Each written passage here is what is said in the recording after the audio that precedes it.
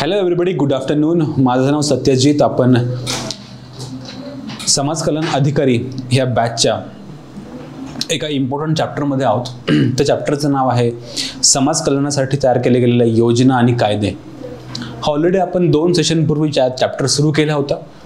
ह्यामध्ये आपण पहिल्या चॅप्टरमध्ये बघितलं किंवा पहिल्या लेक्चरमध्ये बघितलं चॅप्टरच्या की समाज कल्याण, सोशल वेलफेअर ही संकल्पना नेमकी आहे काय, आणि दुसऱ्या चॅप्टरमध्ये आपण बघितलं महिलांसाठीच्या काही वेलफेअर स्कीम्स. ओके, आज आपण गव्हर्नमेंट वेबसाईट्स वापरून ह्यातनं रिसर्च करू की गव्हर्नमेंटच्या कुठल्या कुठल्या वेलफेअर स्कीम्स आहेत.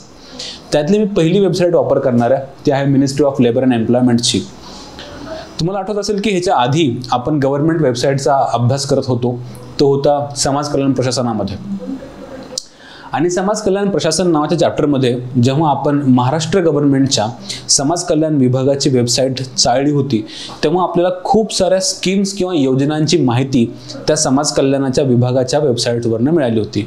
तर तुम्हाला ह्या चॅप्टरसाठी देखील समाज कल्याण विभाग, महाराष्ट्र शासन किंवा social justice department, Maharashtra government ह्याची जी ऑफिशियल वेबसाईट आहे, त्या ऑफिशियल वेबसाईटवरच्या खूप साऱ्या स्कीम्स त्यांनी खूप छान पद्धतीने मेन्शन केलेल्या आहेत. त्याला दुसरे कुठले पुस्तकं किंवा नोट्स वापरायची गरज नाही, कारण हा एकदम ऑथेंटिक डेटा आहे. म्हणून आपण डायरेक्टली गव्हर्नमेंटच्या वेबसाईटवरनं शिकतो, ही खूप महत्त्वाची बाब आहे. तर ह्यालाच कॉपी पेस्ट करून किंवा दुसरीकडे काहीतरी टाकून असं करण्यापेक्षा जे ऑथेंटिक डाटा गव्हर्नमेंटचा आहे तो आपण अभ्यास करू, जेणेकरून गव्हर्नमेंट त्याच्या पलीकडचं ऑफकोर्स विचारणार नाही. म्हणून तुम्हाला सांगताना एक सांगेल की सोशल वेलफेअरच्या ज्या स्कीम्स आणि कायदे ह्या चॅप्टरसाठी तुम्हाला महाराष्ट्र गव्हर्नमेंटची ती वेबसाईट पण चाळायची, जी ऑलरेडी आपण अभ्यास केला होता त्याचा. म्हणून ह्यावेळेस ह्या चॅप्टरमध्ये आपण रिपीट करता कामा नये. ह्यावेळी आपण सेंट्रल गव्हर्नमेंटच्या 2 वेबसाईट बघू. त्यातली पहिली वेबसाईट आहे लेबर मिनिस्ट्रीतल्या सगळ्या जनरल स्कीम्सची, आणि आणखी मी आज एक आणलेली आहे डायरेक्टली गव्हर्नमेंट ऑफ इंडियाचं जे मिनिस्ट्री ऑफ सोशल वेलफेअर आहे, सोशल जस्टिस त्याला आपण म्हणतो, सामाजिक न्याय आणि empowerment, social justice and empowerment ह्या मिनिस्ट्रीचे वेबसाईट. आज आपण ह्या 2 वेबसाईट चालू. ह्या 2 वेबसाईटमधनं आपण वेलफेअर स्कीमचा अभ्यास करू, ऑब्जेक्टिव्हली अभ्यास करू. त्यातली पहिली स्कीम घेतो, प्रधानमंत्री श्रमयोगी मानधन योजना. आता हे इंग्लिश मराठी वगैरे सगळं सोडून द्या, कारण हे वाचायला आणि समजायला फार सोपं असतं. तसं इथे कंटेंट किंवा वेबसाईटवर इंग्लिशमध्ये आहे म्हणून कंप्लेन करण्यापेक्षा जर हे समजून घेतलं तर फार सोपं आहे. ओके, सो तुम्हाला तुमच्या ह्यात फायदा असा आहे की ही डायरेक्टली गव्हर्नमेंट वेबसाईट आहे, म्हणून तुम्हाला हा ऑथेंटिक डाटा मिळतो, हे तुम्ही लक्षात घ्या. बाय द वे, याचे बेनिफिट्स आणि एलिजिबिलिटी फार सोपं आहे. ते तुम्हाला लक्षात आलं, स्कीम कळाली की तुम्हाला टिक मारता येईल. ओके, तर पहिली जी स्कीम आहे ती स्कीम आहे प्रधानमंत्री श्रमयोगी मानधन योजना. श्रमयोगी मानधन योजना ही एक व्हॉलंटरी स्कीम आहे. तुमची ऐच्छिक पद्धतीनं तुम्ही त्यात कॉन्ट्रीब्यूट करू शकता, आणि ती कॉन्ट्रीब्युटरी आहे, म्हणजे ज्याला बेनिफिट हवेत ह्या स्कीममधनं त्यानं दर महिन्याला काही ना काही पैसे ह्याच्यामध्ये कॉन्ट्रीब्यूट करायला हवे, सेव्हिंग करायला हवी. तुम्हाला सगळा फ्रीमध्ये फायदा मिळणार नाहीये. तर ती व्हॉलंटरी स्कीम आहे, ज्याला एनरोल करायचं त्यांनी करा, आणि कॉन्ट्रीब्यूट करावं लागतं पेन्शनसाठी. जर तुम्हाला पर्टिक्युलर एजनंतर पेन्शन हवं असेल तर तुम्हाला आधी वयाच्या काही वर्षांपासून ह्यामध्ये कॉन्ट्रीब्युशन सुरू करावं लागतं, सेव्हिंग सुरू करावं लागतं. मग गव्हर्नमेंट पण त्यामध्ये पैसे टाकतं आणि तुम्हाला पेन्शन मिळतो. मंथली कॉन्ट्रीब्युशन जे आहे ते तुमचं ₹55 ते ₹200 है ना. तुमचं वय किती आहे ह्याच्यावर डिपेंड आहे की तुम्ही कुठल्या वयात, 18 ते 40 वगैरे त्याचं शक्यतो वय असतं. 18 to 40 इयर्स ह्या वयामध्ये तुम्ही एंट्री करू शकता. 40 नंतर एंट्री नाही करू शकत. तर ही स्कीमचं तुम्हाला एनरोल करायला किंवा एंट्री घ्यायला तुम्हाला 18 to 40 इयर्स हे वय असतं. दर महिन्याला तुम्ही ₹55 ते ₹200, मॅक्सिमम ₹200, मॅक्सिमम 55, ते पण डिपेंडिंग ऑन युअर एज तुम्ही कॉन्ट्रीब्यूट करता. Under this scheme, 50% monthly contribution is payable by the beneficiary and equal matching contribution is paid by the central government. तर तुम्ही जेवढे काही पैसे टाकाल, तुम्ही जेवढं कॉन्ट्रीब्यूट करायला ठरवाल ना, किंवा जेवढं कॉन्ट्रीब्यूट करणं तुम्हाला आवश्यक पडेल, जे अमाऊंट, एक्झॅक्टली तेवढीच अमाऊंट गव्हर्नमेंट पण कॉन्ट्रीब्यूट करतं. तर तुमचं डबल अमाऊंट ती कॉन्ट्रीब्युशन असते. तर तुम्ही फक्त 50% टाकता आणि इक्वल अमाऊंट गव्हर्नमेंट पण टाकतं. असं तुम्हाला शेवटी मग पेन्शन स्कीम मिळते. ओके, सो 50% मंथली जे तुम्ही कॉन्ट्रीब्यूट करता तेवढी सेम अमाऊंट सेंट्रल गव्हर्नमेंट सुद्धा टाकतं. तर it is voluntary, it is contributory. वय कुठल्या वयात तुम्ही एंट्री करताय ह्याच्यावर तुमचं कॉन्ट्रीब्युशनची अमाऊंट डिपेंड आहे, आणि तुमचं 50% जे तुम्ही जे कॉन्ट्रीब्यूट करता तेवढं सेम अमाऊंट कॉन्ट्रीब्यूट कोण करेल? सेंट्रल गव्हर्नमेंट करेल. ह्याची इलिजिबिलिटी काय आहे? पहिलं तर तुम्ही सिटीजन असणं आवश्यक आहे. ओके, सिटीजन असणं आवश्यक आहे. दुसरं की तुम्ही अनऑर्गनाइज सेक्टरमध्ये असणं आवश्यक आहे. ऑर्गनाइज नाही म्हणजे गव्हर्नमेंट सेक्टरमध्ये तुम्ही नाही पाहिजे, फॉर्मल सेक्टरमध्ये नाही पाहिजे. ओके, तर तुम्ही अनऑर्गनाइज, एक तर सिटीजन ऑफ इंडिया, दुसरं अनऑर्गनाइज सेक्टरमध्ये तुम्ही असायला हवं. तिसरं की ॲग्रिकल्चर रिलेटेड वर्क मध्ये असायला हवं आहे. त्यांनी दिलेत लिस्ट की काय काय तुम्हाला चाललं. अनऑर्गनाइज सेक्टर म्हणजे कुठले कुठले, working as a street vendor किंवा ॲग्रिकल्चरमध्ये काम करताय किंवा कन्स्ट्रक्शन साईटवर काम करताय किंवा है ना वर्कर्स ऑन इंडस्ट्री, है ना लेदर इंडस्ट्री म्हणा किंवा हँडलूममध्ये काम करताय किंवा मिड डे मीलमध्ये काम करताय, समथिंग रिक्षा चालवता तुम्ही तर हे पण चालेल, किंवा रॅक पिकिंग करताय, कचरा गोळा करणं, कार्पेंट्री किंवा फिशरमॅनचे कामं करतात. ओके, तर हे तुम्हाला ह्याची इलिजिबिलिटी आहे की तुम्ही सिटीजन पाहिजे, तुम्ही अनऑर्गनाइज सेक्टरमध्ये काम करायला पाहिजे. त्याचबरोबर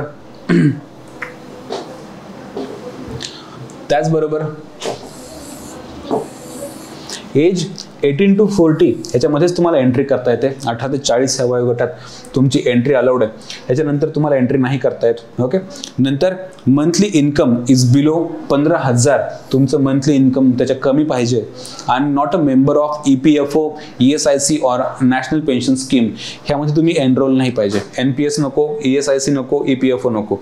तर मंथली इन्कम 15,000च्या खाली पाहिजे. तर ह्या सगळ्या इलिजिबिलिटी क्रायटेरिया आहेत. ओके, तर त्या स्कीमचं जे नाव आहे, जी स्कीम आपण बघतोय ती स्कीम पेन्शन स्कीम आहे प्रधानमंत्री श्रमयोगी मानधन योजना.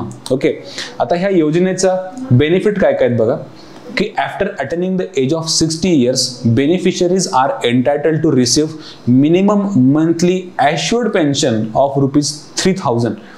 दर महिन्याला कन्फर्म तुम्हाला कमीत कमी 3,000 रुपये तरी मिळणार, असं ते ॲश्युअर्ड इन्कम तुमचं पेन्शन सुरू होणार.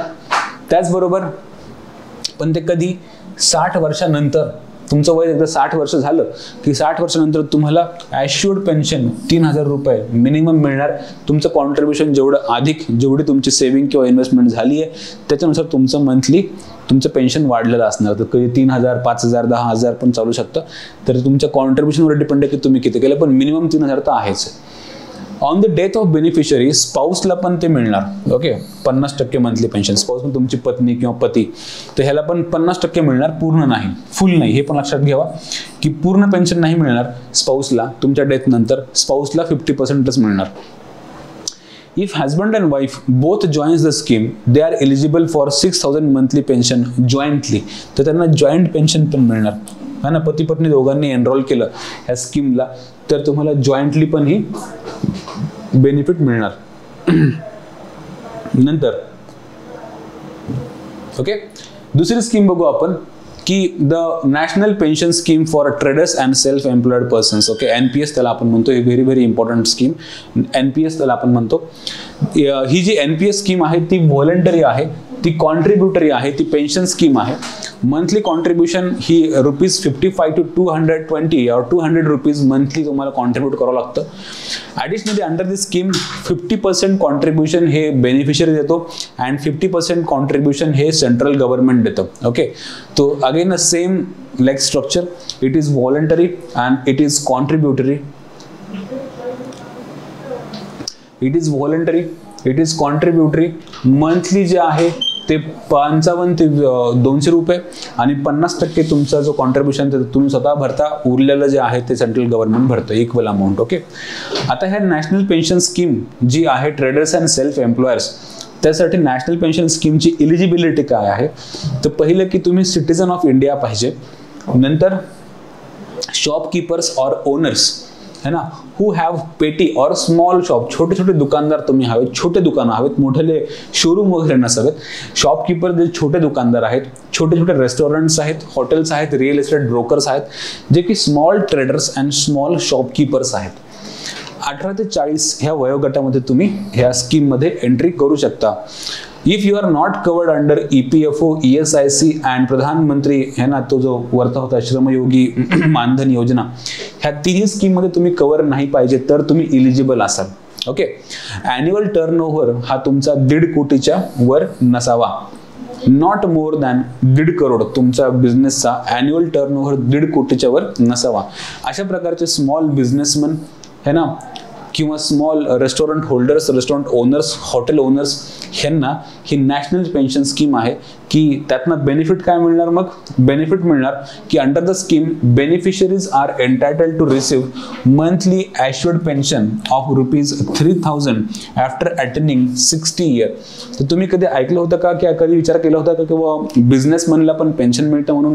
तर मिळणार, पण जर बिझनेसमॅन किंवा स्मॉल ट्रेडर ह्यांनी ह्या नॅशनल पेन्शन स्कीम मध्ये कॉन्ट्रीब्यूट केलं, त्याला एनरोल केलं, तर वयाच्या 60 वर्षानंतर त्यांना सुद्धा पेन्शन गव्हर्नमेंटकडनं सुरू होणार. तुम्ही किती कॉन्ट्रीब्यूट करता ह्याच्यावर डिपेंड आहे. नाव आणखी एक स्कीम बघू, प्रधानमंत्री जीवन ज्योती बीमा योजना आपण त्याला म्हणतो, जीवन ज्योती योजना म्हणतो किंवा जीवन ज्योती बीमा असं पण त्याला शब्द वापरतो.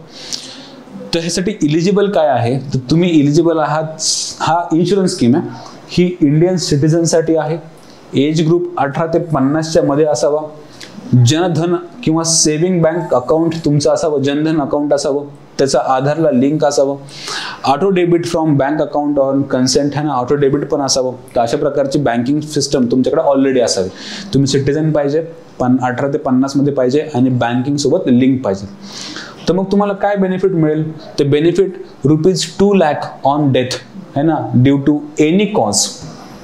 ₹2 lakh on death due to any cause, कुठलाही प्रॉब्लेम असेल, तुमची डेथ झाली तर तुम्हाला प्रधानमंत्री जीवन ज्योती बीमा योजनेच्या अंडर ₹2 लाख मिळणार.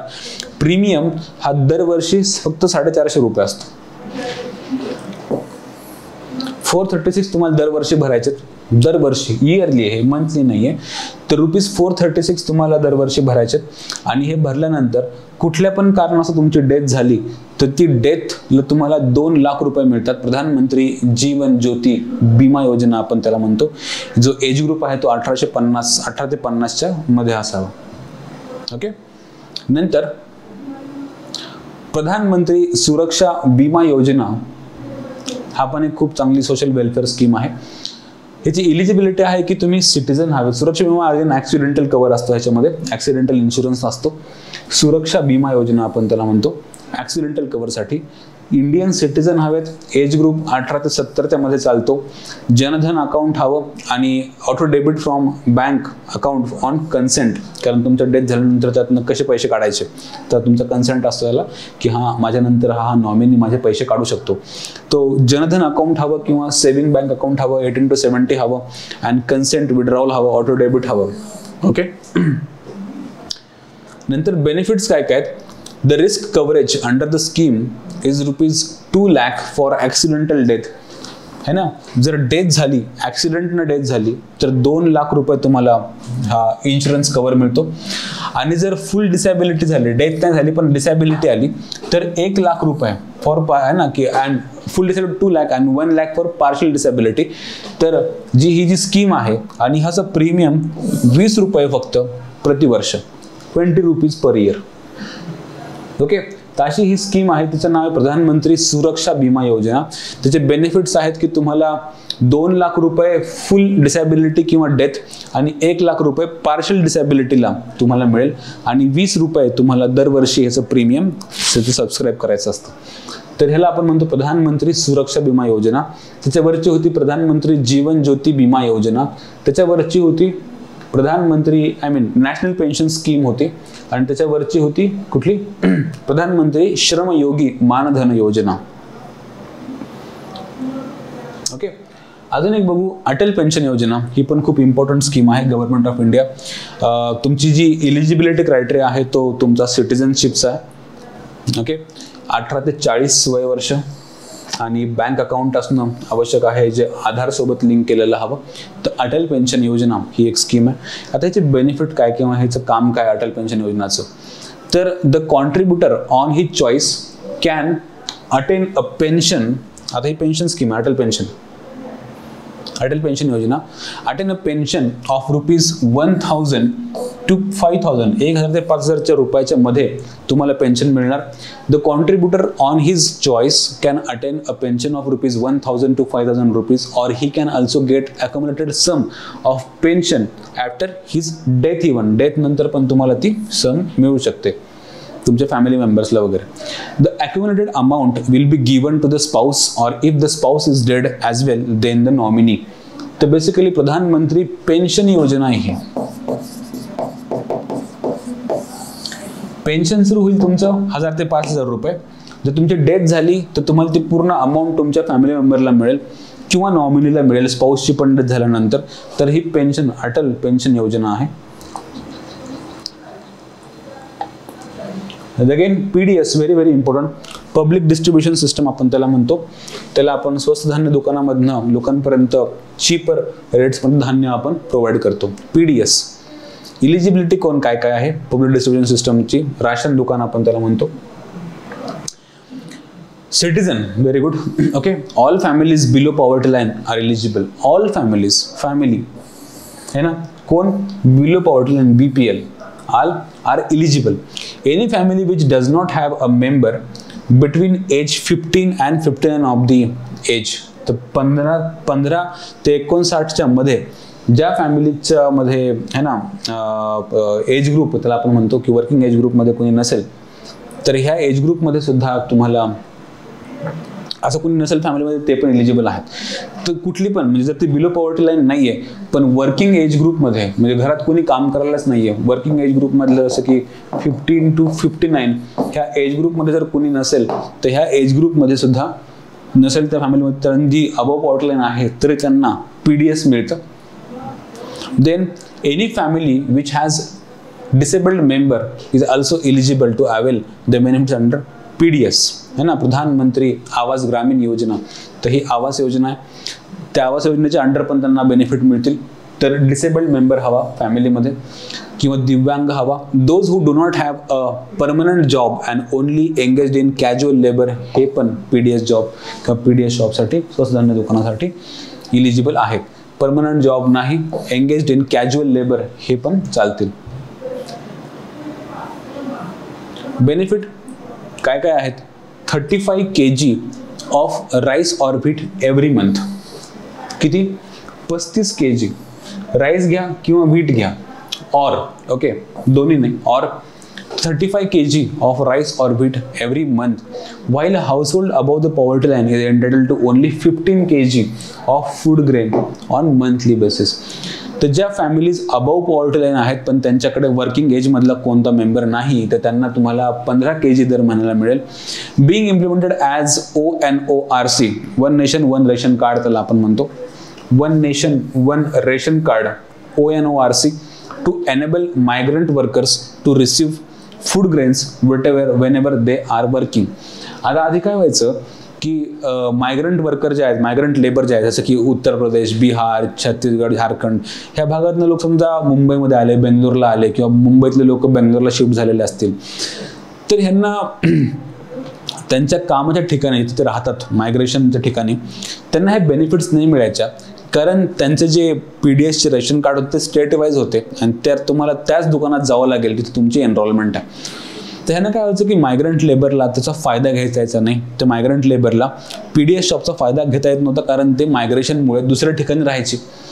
तर गव्हर्नमेंट ऑफ इंडियाने ह्यामध्ये रिफॉर्म केले. One nation one ration card scheme आणली की तुमच्याकडे जर रेशन कार्ड असेल तर भारतामधल्या कुठल्याही तुम्ही PDS शॉप्समधून हे धान्य अवेल करू शकता, ते घेऊ शकता. तर सध्या ती जी स्कीम आहे PDSची ती इम्प्लिमेंट होते ह्या नावानं one nation one ration card to enable migrant workers to receive food grains wherever they are working. नंतर आहे प्रधानमंत्री आवास योजना. भारतामध्ये अफोर्डेबल हाऊसिंगचा एक खूप मोठी समस्या आहे की अफोर्डेबल हाऊसिंग नाही आहे आणि दिवसेंदिवस घरांच्या किमती ह्या है ना they are touching the skies. Basically ह्यामुळे अफोर्डेबल हाऊसिंग नसल्यामुळे एस्पेशली स्लम्सचं प्रमाण वाढतं आहे, शहरांमध्ये झोपडपट्ट्यांचं प्रमाण वाढतं आहे, क्वालिटी हाऊसिंगची है ना एक समस्या निर्माण झालेली आहे. तर हे कमी करायला गव्हर्नमेंट ऑफ इंडियानं प्रधानमंत्री आवास योजना सुरू केलेली. ती आधी इंदिरा आवास योजनेच्या नावानं ओळखली जायची.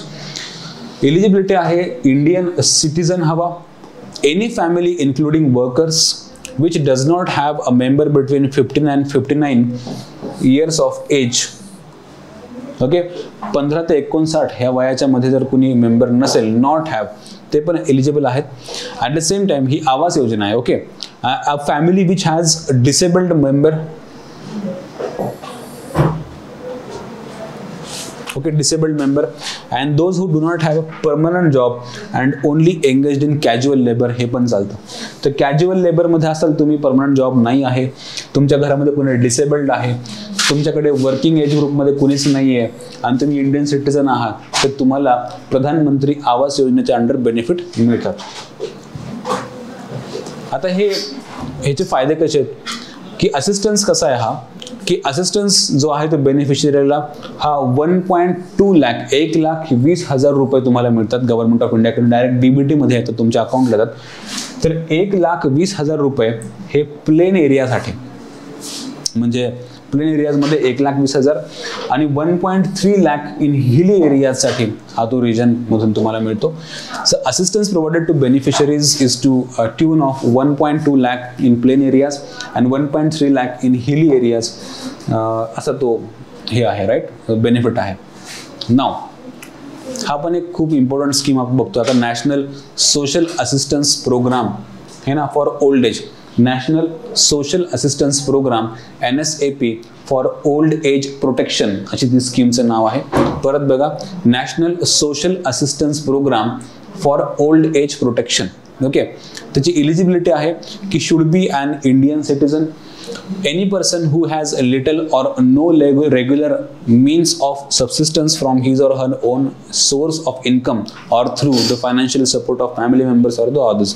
तर अशा प्रकारचे ओल्ड एज की जे डिपेंडंट आहेत पण त्यांना कोणी सांभाळणारं नाही आहे, ओके, तर त्यांना सध्या कमाईचं साधन नाही, रोजगाराचं साधन नाही आणि त्यांच्या है ना की आणि income and through the financial support of family members or the other sources, तर बेसिकली त्यांना रेग्युलर मीन्स ऑफ सबसिस्टन्स किंवा त्यांना त्यांची काळजी घ्यायला रेग्युलर इन्कम नाही आहे, फॅमिली असिस्टन्स नाही आहे, अशा वृद्धांसाठी नॅशनल जी सोशल सिक्युरिटी स्कीम आहे फॉर ओल्ड एज पीपल ही आपण सुरू केलेली आहे. त्याचे बेनिफिट्स असे की सेंट्रल गव्हर्नमेंट जे कॉन्ट्रीब्युशन आहे ते ₹300 to 500 for different age group, ती एक कॉन्ट्रीब्युशन आहे. 500 ते 300 ते 500 रुपये सेंट्रल गव्हर्नमेंट देतं. मंथली पेन्शन रेंज जी आहे ती है ना की 1,000 to 3,000 हे स्टेटच्या कॉन्ट्रीब्युशनवर डिपेंड आहे की त्या वृद्धांना मंथली पेन्शन मिळते. ती पेन्शनची रेंज आहे ती 1,000 ते 3,000 रुपयाच्या आसपास असते. तर ती मंथली पेन्शनची रेंज ही त्या वृद्धांना मिळते आणि सेंट्रल गव्हर्नमेंट कॉन्ट्रीब्यूट करतं 300 रुपये किंवा 500 रुपये डिपेंडिंग अपॉन दी एज त्या काय आहे. तर ही जी स्कीम आहे ती आहे national social assistance programme for old age people, आपण त्याला म्हणतो, for old age protection. Then we have health insurance scheme for weavers, जे है ना विणकाम करतात त्या व्ह्युअर्ससाठी पण एक स्कीम आहे हेल्थ इन्शुरन्स. कारण जे काम ते करतात ते काम डेंजरस काम आहे. डेंजरस कसं, कारण हे जे व्ह्युअर आहेत ते कापसामध्ये काम करतात, त्याचे ते यान्स किंवा ते बारीक धाग्यांमध्ये काम करतात आणि त्यांच्या श्वासा थ्रू ते धागे किंवा दातातंतानं छातीमधले किंवा लंग्समधला काही रोग किंवा डिसीज होण्याचा मोठा चान्स असतो. बऱ्याचशा व्हीवर लोकांचा मृत्यू पण झालेला आहे की 10 वर्ष 20 वर्ष 5 वर्ष 15 वर्ष तुम्ही कंटिन्युअसली त्या पोल्युशनमध्ये काम करता, त्या कापसाचे धागे किंवा मायन्यूट पार्टिकल्स मायक्रो पार्टिकल्स तुम्ही इनहेल करता, ज्याने तुमच्या फुफ्फुसामध्ये त्रास होतो, दमा निर्माण होतो, अस्थमा होतो, वेगवेगळे बाकीचे ब्रोंकायटिस म्हणा असे रोग होतात. ते बेसिकली जे असे डिसीजेस आहेत वर्कप्लेसमुळे, ते वर्कप्लेसचे डिसीजेस कमी करण्याचा प्रयत्न करत आहे government of India.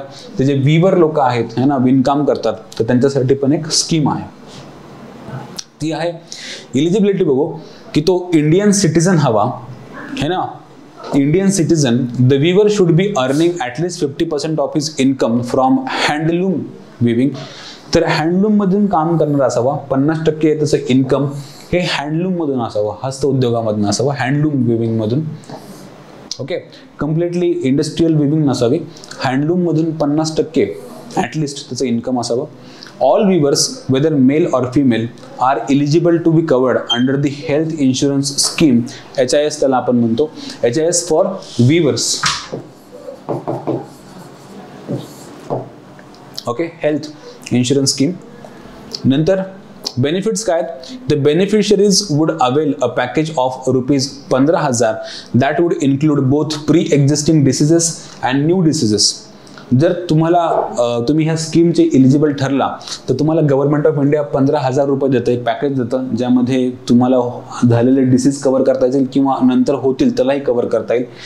The division in terms of disclosure और डिस्बर्समेंट त्याला आपण म्हणतो of the amount according to the medical conditions stand as a maternity benefit पण आहे ना, आय ट्रीटमेंट आहे किंवा स्पेक्टॅकल्स आहे. तर बेसिकली सगळ्याच कामासाठी तुम्हाला गव्हर्नमेंट ऑफ इंडिया 15,000 रुपये देतं. तर 15,000 रुपयामध्ये तुम्हाला HIS म्हणजे हेल्थ इन्शुरन्स स्कीमचे बेनिफिट घेता येतील. ही विवर्ससाठी आहे. व्हेरी इम्पॉर्टंट प्रधानमंत्री किसान मानधन योजना, ही पण खूप फेमस आणि इम्पॉर्टंट स्कीम सध्या आहे. तर प्रधानमंत्री किसान मानधन योजना आपण काय बघू.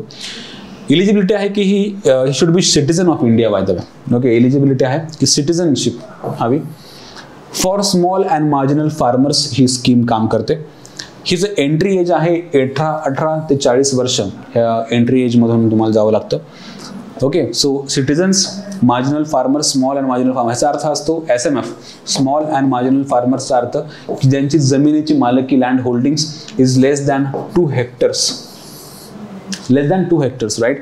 Should be Indian citizen, small and marginal farmers, entry age 18 ते 40 वर्ष, cultivable land up to 2 hectares as per as the land records of the concerned state or UT. तर मॅक्सिमम 2 हेक्टर जमीन असावी. त्यांना किसान सन्मान योजना मिळते. प्रधानमंत्री किसान मानधन योजना आपण त्याला म्हणतो. Benefits assured pension of ₹3,000 per month तुम्हाला त्यावेळी मिळणार. Voluntary and contributory pension scheme आहे, ही एक पेन्शन स्कीम आहे.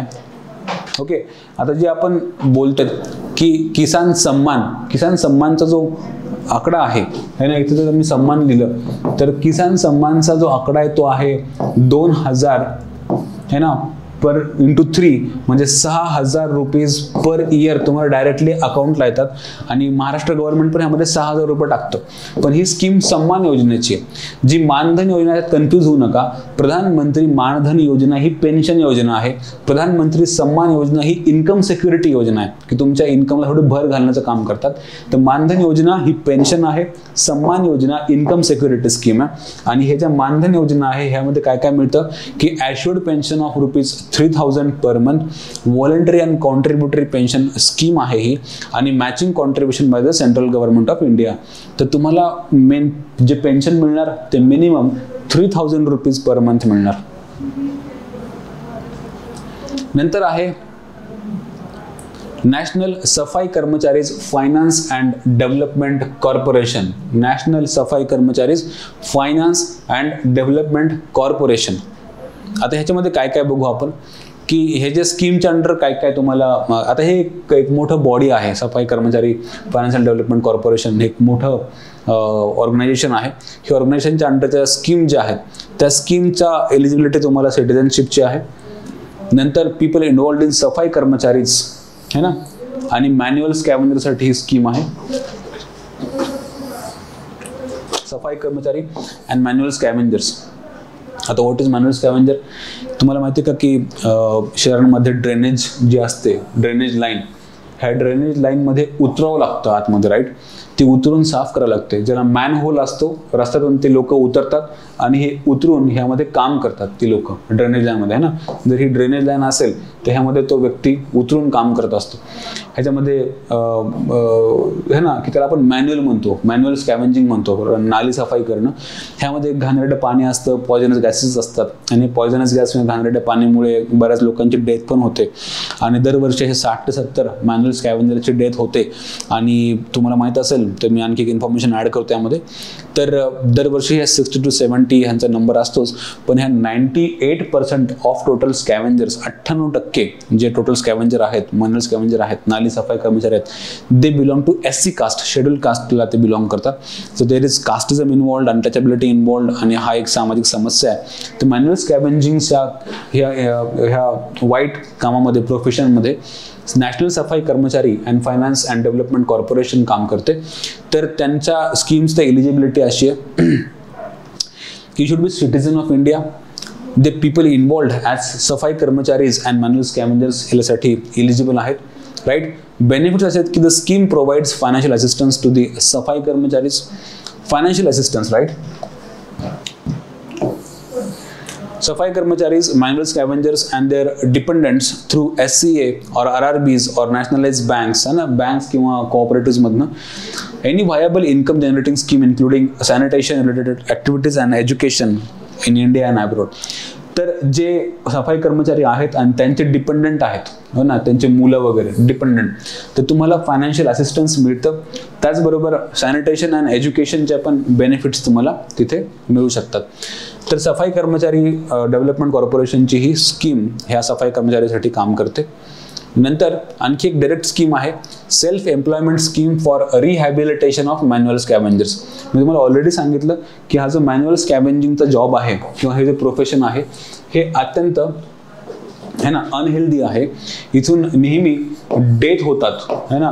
आत्ता रामदास आठवले जे मंत्री आहेत सोशल जस्टिस वेलफेअर मिनिस्ट्रीचे, त्यांनी जस्ट आता सेशनमध्ये सांगितलं की मागच्या 5 वर्षात 336 का 330 असं काहीतरी आहे आकडा तो, तर अराउंड 336 डेथ्स झाल्यात मागच्या 5 वर्षांमध्ये, 5 इयर्स. ओके, तर ह्या जॉबमध्ये मॅन्युअल स्कॅव्हेंजिंगमध्ये आपण सेफ्टी गिअर्स वापरत नाही, मॉडर्न टेक्नॉलॉजी वापरत नाही, डायरेक्टली बेअर बॉडीनं आपण त्यामध्ये एंट्री करतो, ती नाली साफ करतो, चोक क्लीन करतो, ज्यानं स्किन डिसीज होतो, मरतात खूप जण, है ना. तर मॅन्युअल स्कॅव्हेंजिंगचा एक खूप मोठा समस्या भारतामध्ये आहे. त्याचबरोबर त्याची इलिजिबिलिटी आहे की इट शुड बी और he should be citizen of India. तो आयडेंटिफाईड मॅन्युअल स्कॅव्हेंजर असावा, रजिस्टर्ड असावा, वन फ्रॉम दी ना की each family as defined in the para वगैरे जी काय आहे, तर तो मॅन्युअल स्कॅव्हेंजर असावा, है ना, सिटीजन असावा. Benefits, manual scavengers and their dependents shall be provided free of cost skill training of their choice from the list of training organizations. तर इथं आपण काय करणार आहे, त्यांना रिहॅबिलिट करणार आहोत, म्हणजे त्यांना मॅन्युअल स्कॅव्हेंजिंग ह्या जॉबपासून दूर करणार आहोत आपण, आणि त्यांना एक डिग्निफाईड जॉब, एक सन्मानाचं काम आपण त्यांना देणार आहोत. तर डिग्निफाईड जॉब मिळवून देण्यासाठी ही आपण इथे काम करतो ह्या स्कीममधून. तर मॅन्युअल स्कॅव्हेंजर्सचं रिहॅबिलिटेशन करण्याची ही स्कीम आहे.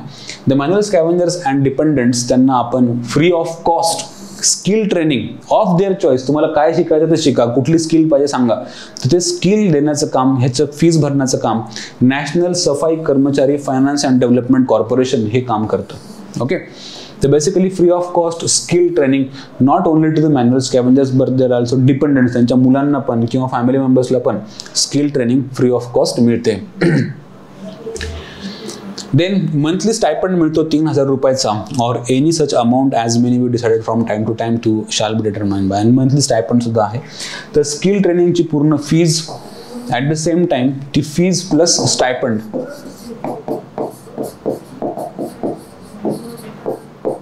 ओके, स्टायपंड पण मिळतो. तर ह्या स्कीमचं नाव आहे, एकदा बघून घ्या, की self employment scheme for rehabilitation of manual scavengers. तर त्यांना नवीन स्किल शिकायचे असेल, नवीन काही बिझनेस टाकायचा असेल, नवीन छोटं मोठं काम सुरू करायचं असेल, मॅन्युअल स्कॅव्हेंजिंगमधनं बाहेर पडायचं असेल, तर गव्हर्नमेंट ऑफ इंडिया हेल्प करतात थ्रू सफाई कर्मचारी डेव्हलपमेंट फायनान्स कॉर्पोरेशन. ते ह्या सफाई कर्मचाऱ्यांना स्टायपंड देतं, त्याचबरोबर स्किल ट्रेनिंगची पूर्ण फीस देतं, फ्री ऑफ कॉस्ट त्यांना शिकवलं जातं की तुम्हाला नवीन skill, not only to the manual scavengers but their dependents also. Okay, तर अशा प्रकारे ह्या वेबसाईटचा आपण अभ्यास केला. ह्यामध्ये आपण काही स्कीम्स बघितल्या, मी आणखी काही स्कीम्स आणतो दुसऱ्या वेबसाईटवरनं. तर त्या स्कीम्स आहेत, एकदा जस्ट नाव बघून घेऊ आपण. Self employment scheme for rehabilitation of manual scavenger, सफाई कर्मचारी त्यामध्ये ती इन्स्टिट्यूट काम करते. नंतर national Safai Karamcharis Finance and development कॉर्पोरेशनच्या स्कीम्स. नंतर प्रधानमंत्री किसान मानधन योजना, प्रधानमंत्री किसान सन्मान योजना वेगळी, किसान मानधन योजना वेगळी. नंतर health insurance scheme for weavers, HIS for viewers.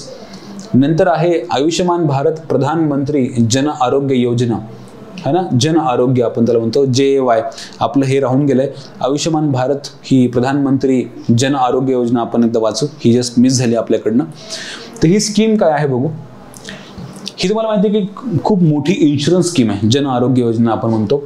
Eligibility आहे की those living in schedule caste and schedule tribe households, families with no male member aged from 16 to 59 and beggars and those surviving in arms. तर असे काही भिकारी गरीब बिचारे लोक, schedule caste schedule tribe है ना, ह्यांना देखील एक प्रधानमंत्री आयुष्य भारत जन आरोग्य योजना आपण लागू करतो. बेनिफिट्स त्यांना health coverage of ₹5 lakh per family per year for secondary and tertiary care hospitals. जे हायर हॉस्पिटल आहेत त्यांना स्पेशलाइज ट्रीटमेंट लागते, 5 लाखच्या पर्यंत आपण त्यांना कव्हर देतो. तर basically government of India insurance cover देतं, health insurance cover up to ₹5 lakh for secondary and tertiary care hospitals per family, है ना, पर फॅमिली. नंतर एक स्कीम बघितली national social assistance programme for old age protection. Okay, त्यानंतर आपण एक scheme बघितली ती होती प्रधानमंत्री आवास योजना ग्रामीण. ओके, असे अर्बन पण आहे पण ही ग्रामीण आहे. Awas Yojana affordable housing ₹1.2 lakh benefit मिळतो. नंतर PDS ज्याला वन नेशन वन रेशन कार्डच्या नावानं आपण इम्प्लिमेंट करतोय. त्यानंतर अटल पेन्शन योजना आहे. नंतर आपल्याकडे आहे प्रधानमंत्री सुरक्षा विमा योजना. ओके, नंतर आहे प्रधानमंत्री जीवन ज्योती विमा योजना किंवा Jeevan Jyoti Yojana. National pension scheme for traders and the self employed persons. Okay, national pension scheme आहे ती NPS. देन वी हॅव प्रधानमंत्री श्रम योगी मानधन योजना. ओके, जी ओल्ड एज प्रोटेक्शन स्कीम म्हणतो, श्रमयोगी मानधन. ओके, तशा प्रकारे आपण ह्या श्रम पोर्टल किंवा मिनिस्ट्री ऑफ लेबरच्या वेबसाईटवरनं काही स्कीम्स बघितल्या. आता आणखी आपण एक छोटासा ब्रेक नंतर आपण जे गव्हर्नमेंटचं आणखी एक डिपार्टमेंट आहे किंवा मिनिस्ट्री आहे त्याला आपण म्हणतो ministry of social justice and empowerment, है ना, सोशल वेलफेअर सारखीच एक मिनिस्ट्री आहे.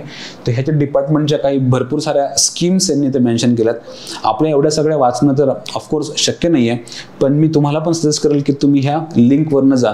ही लिंक, ह्या दोन्ही वेबसाईट मी आज सोशलॉजी विथ सत्यजित ह्या ग्रुपवर, टेलिग्राम ग्रुपवर मी आज शेअर करतो. तुम्ही ह्या सगळ्या वाचून घ्यावा.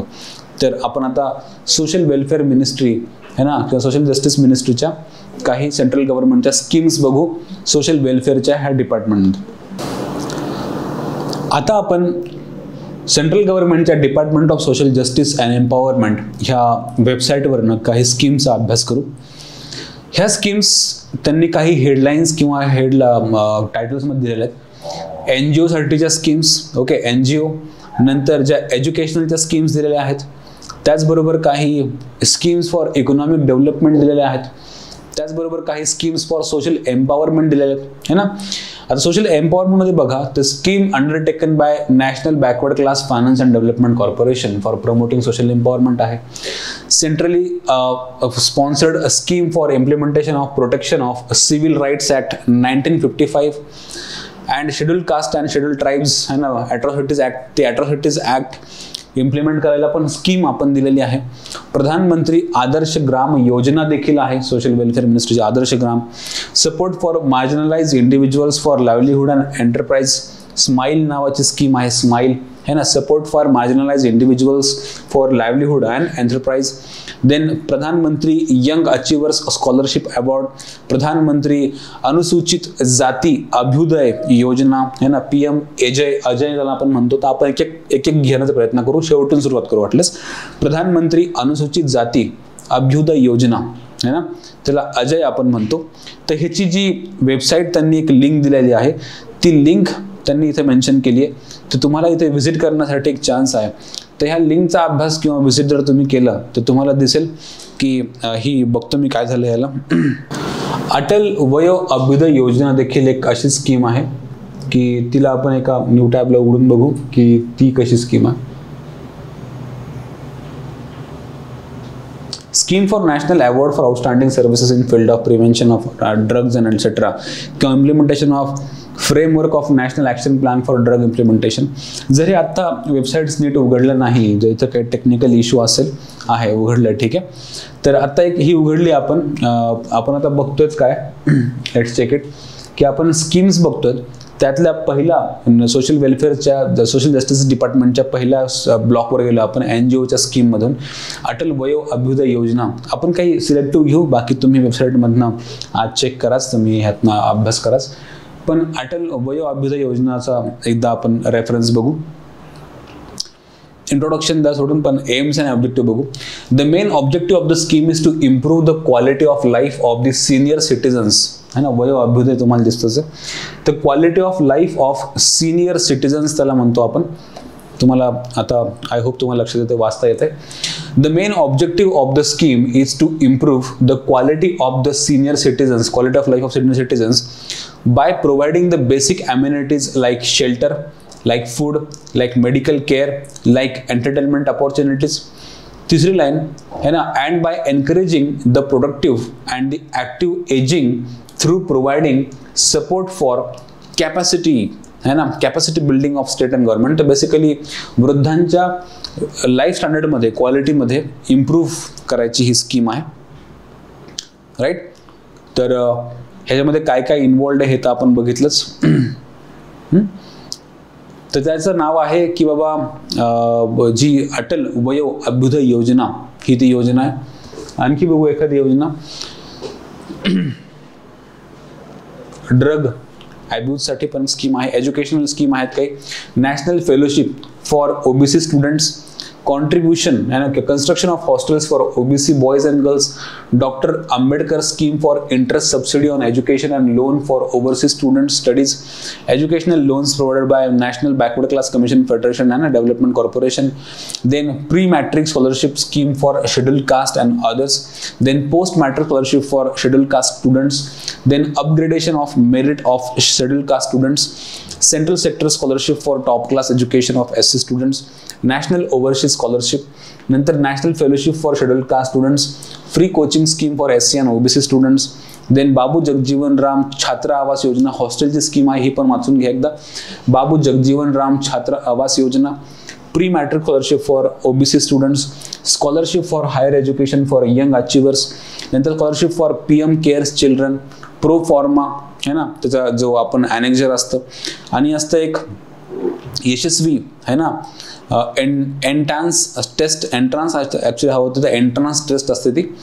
नंतर काही इकॉनॉमिक डेव्हलपमेंट. तर मी आज काय करतो ह्याला की एक फाईलमध्ये आणतो. आता ही वेबसाईट तर आहेच, पण ह्याला एका फाईलमध्ये आणण्याचा प्रयत्न करतो. ह्या फाईलमधून आपल्याला ती वाचायला पण सोपं जाईल. पण तरी आज आपण काही ह्यातनं 1-2 तरी आपण रेफर करूच. इम्पॉर्टंट स्कीम 1-2-3 तरी आपण स्कीम रेफर करू. Entrepreneur schemes of national backward class finance and development corporation, credit enhancement guarantee आहे. सफाई कर्मचारी ही कॉर्पोरेशन तुम्हाला माहितच आहे, एकदा ही पण बघून घ्या. सफाई कर्मचारी कॉर्पोरेशन काय आहे. ओके.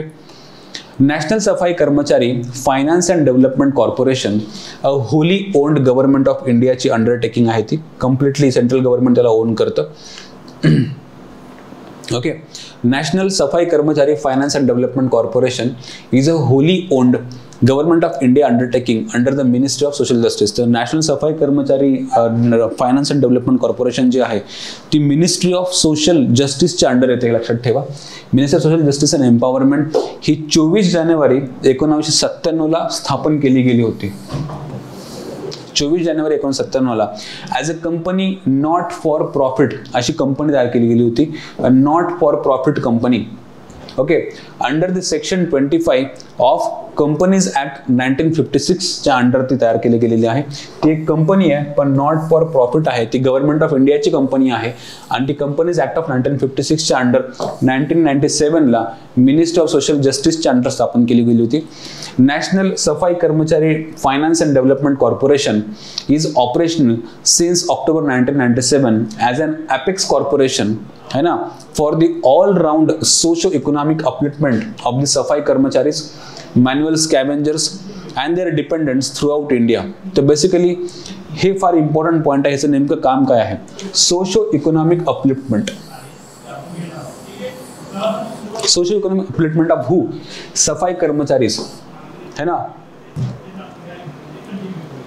मॅन्युअल स्कॅव्हेंजर्स आणि त्यांचे डिपेंडंट्स थ्रू आउट इंडिया. तर सफाई कर्मचारी मॅन्युअल स्कॅव्हेंजर्सच्या अपलिफ्टमेंटसाठी 1997 पासून socio economic अपलिफ्टमेंटसाठी national Safai Karamchari finance and development corporation हे काम करते through various schemes and etcetera.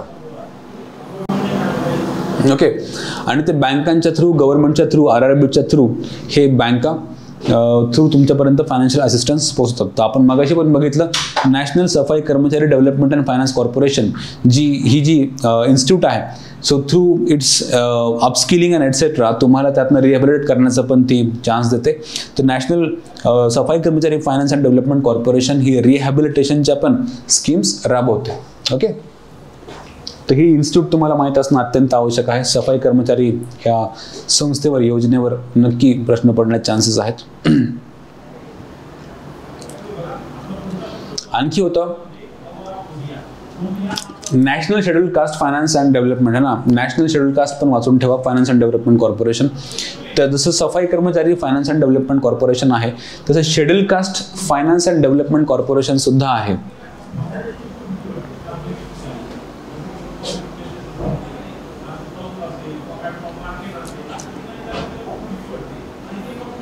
The National Scheduled Caste Finance and Development Corporation was set up in 1989 as a company not for profit again. Okay, again companies act 2013 च्या under ती स्थापन केली गेली होती. Company act 13 च्या under स्थापन केली गेलेली कंपनी आहे. With the objective of financing income generating activities of SC beneficiaries. जे शेड्यूल कास्ट मेंबर्स आहेत, SC बेनिफिशरीजला इन्कम जनरेटिंग ऍक्टिव्हिटी जर करायच्या असतील तर त्यांना फायनान्स किंवा लोन देण्याचं काम हे national schedule caste finance and development corporation हे काम करते 1989 पासून, है ना. आणि त्यांचं having annual income up to ₹3 lakh त्यांना ती हेल्प करते. National schedule caste finance and development corporation assist the target group by way of loans किंवा स्किल ट्रेनिंग किंवा एंटरप्रेन्योरशिप. लोन्स देणं, स्किल ट्रेनिंग करणं, एंटरप्रेन्योरशिप देणं, हे काम करण्याचं काम ही स्कीम किंवा ही इन्स्टिट्यूट करते. तुम्हाला ही पण माहीत पाहिजे. तर national schedule caste finance and development कॉर्पोरेशनचं नेमकं काम काय आहे, ती कधी स्थापन झाली होती.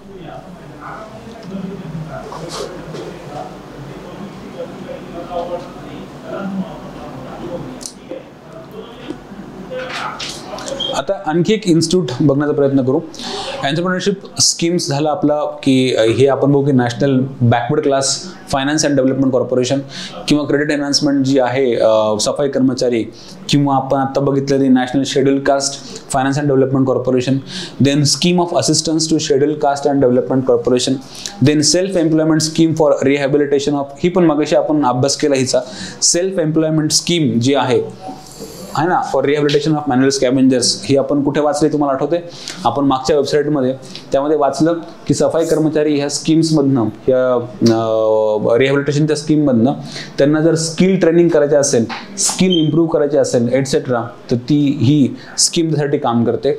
Self employment scheme for rehabilitation, basically ज्यांना मॅन्युअल स्कॅव्हेंजिंगमधनं बाहेर पडायचं आहे अशा प्रोफेशनल्सला त्यांचं रिहॅबिलिटेशन करायला सेल्फ एम्प्लॉयमेंट स्कीमची ट्रेनिंग देतो आपण.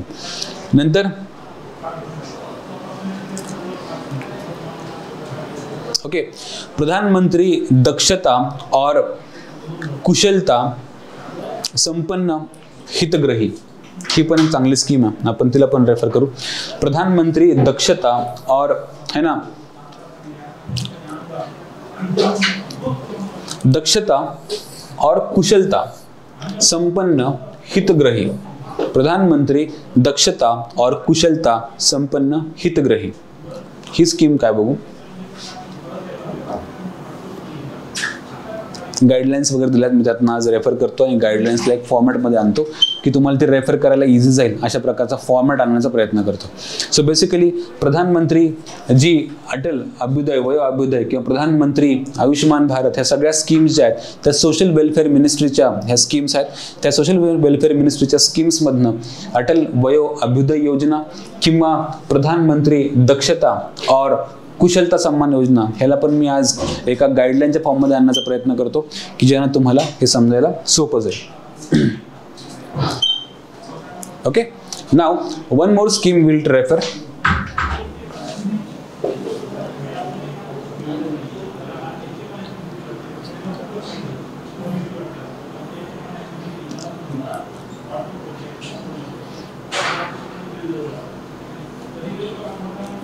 ठीक आहे, तर मी आज ह्या सगळ्या स्कीम्समधनं एज्युकेशनल पण आहेतच, आपण बघितलं बाबू जगजीवन राम ऑल. तर बेसिकली सोशल वेलफेअर मिनिस्ट्रीमधल्या ह्या स्कीम्सचा एक PDF फॉर्ममध्ये आणण्याचा मी प्रयत्न करतो, जेणेकरून तुम्हाला ह्यातले जे इम्पॉर्टंट स्कीम्स आहेत आणि याचा इम्पॉर्टंट डाटा मी समोर आणतो. फक्त माझं काम हे होतं की तुम्हाला ह्या वेबसाईट्सपर्यंत आणून ठेवणं. आता तुम्हाला ह्याला रेफर करायचं आहे, मी ह्याला हेल्प करेल की मी ह्याचा एक रेफरन्स तयार करतो, रेफरन्समधनं तुम्हाला त्या ग्रुपवर टाकतो, PDF फॉर्ममध्ये येऊन जाईल आणि त्या PDF फॉर्ममधनं तुम्ही ह्या सगळ्या स्कीमला रेफर करू शकता, अभ्यास करू शकता. तर बेसिकली हे आपल्या स्कीम्स बद्दल झालं है ना. तर आपण हे आज शॉर्टमध्ये का संपवतो याचं रिझन की आपण जेव्हा सामाजिक कल्याण, समाज कल्याण प्रशासन टॉपिक शिकलो, त्या प्रशासनामध्ये आपण योजनांचा अभ्यास केला होता आणि ह्या योजना आपण खूप डिटेलमध्ये बघितल्या होत्या. ती वेबसाईट होती महाराष्ट्र गव्हर्नमेंटची सोशल वेलफेअर डिपार्टमेंटची आणि त्या डिपार्टमेंटच्या आपल्याला वेबसाईटवरनं खूप साऱ्या योजनांचा आपण अभ्यास केला होता. म्हणून जास्त वेळ न वाया घालवता मी तुम्हाला एक होमवर्क म्हणून हे रेफर करण्यासाठी देतो, एक लिंक देतो. जस्ट तुम्ही फक्त बघायचं आहे किंवा ही स्कीम काय आहे, ह्याची एलिजिबिलिटी क्रायटेरिया काय आहे, ह्याची बेनिफिशरी काय आहेत किंवा ह्याला बेनिफिट्स कसे मिळतात आणि मी ह्याची एक ॲडिशनल वेबसाईट जसा वेळ मिळेल तसं मी एक फाईल तयार करतो आणि आपल्याला ग्रुपवर टाकतो. तोपर्यंत मी आज रजा घेतो, एक सुट्टी घेतो छान. उद्या जेव्हा मी तुम्हाला भेटेल तेव्हा समाज कल्याण किंवा सोशल वेलफेअरवरचे कायदे मी तुम्हाला त्याचे कायद्यांवर बोलेल, मग आपण नेक्स्ट चॅप्टरकडे बोलू. ओके, सो तोपर्यंत थँक्यू व्हेरी मच. आपण उद्या पुन्हा एकदा भेटूया. थँक्यू.